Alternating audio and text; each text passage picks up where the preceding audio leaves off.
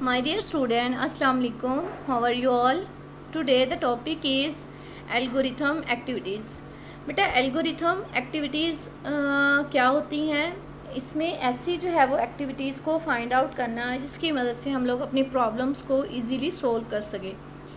First of all है बेटा design and evaluation techniques. ठीक है, ये क्वेश्चन देख लीजिएगा। What is the purpose of design and evaluation techniques in algorithm? ये बेटा आप लोगों का आज का क्वेश्चन है। इसका आंसर हम लोग डिस्कस कर लेते हैं। Techniques to essential algorithms are essential to understand how efficiently they solve problems। ठीक है कि ज़रूरी एल्गोरिथम की जो टेक्निक्स होती हैं वो जो है वो बहुत ज़्यादा ज़रूरी हैं समझने के लिए कि how efficiently they solve problem, कि किस तरीके से हम लोग प्रॉब्लम को सोल्व कर सकते हैं। In this session we will explore different techniques for evaluating algorithms. ठीक है, वो कहते हैं वी विल एक्सप्लोर, हम लोग तलाश करेंगे डिफरेंट टेक्निक्स को for evaluating algorithm. Evaluating algorithms के लिए मुख्तलिफ जो है वो टेक्निक्स को हम लोग तलाश करेंगे।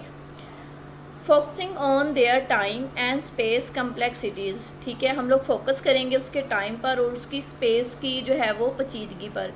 इसमें बेटा हम लोगों को डिस्कस किया गया है कि किस तरीके से हम लोग जो है वो बेनिफिशियल टेक्निक्स को यूज़ करके अपनी प्रॉब्लम को कम वक्त में सोल्व किस तरीके से कर सकते हैं।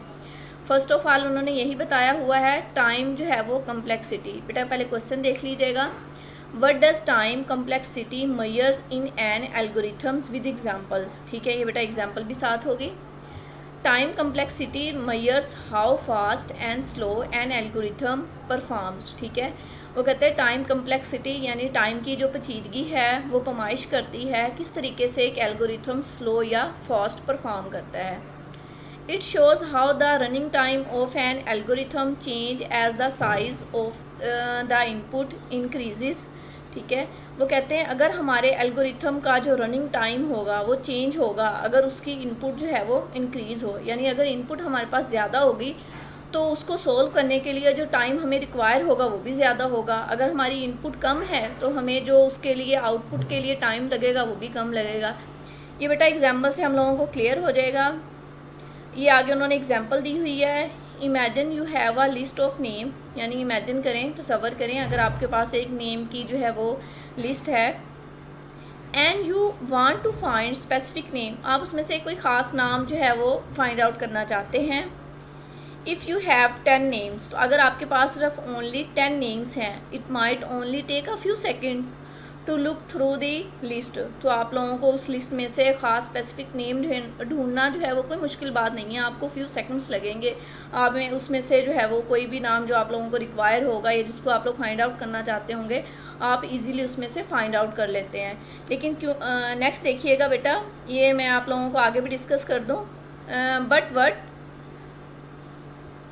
इफ़ यू हैव 100 नेम्स, अगर हमारे पास 100 नेम्स हो और 1000 नेम, अगर 1000 नेम हो, the time it takes to find the name increases as the list gets longer.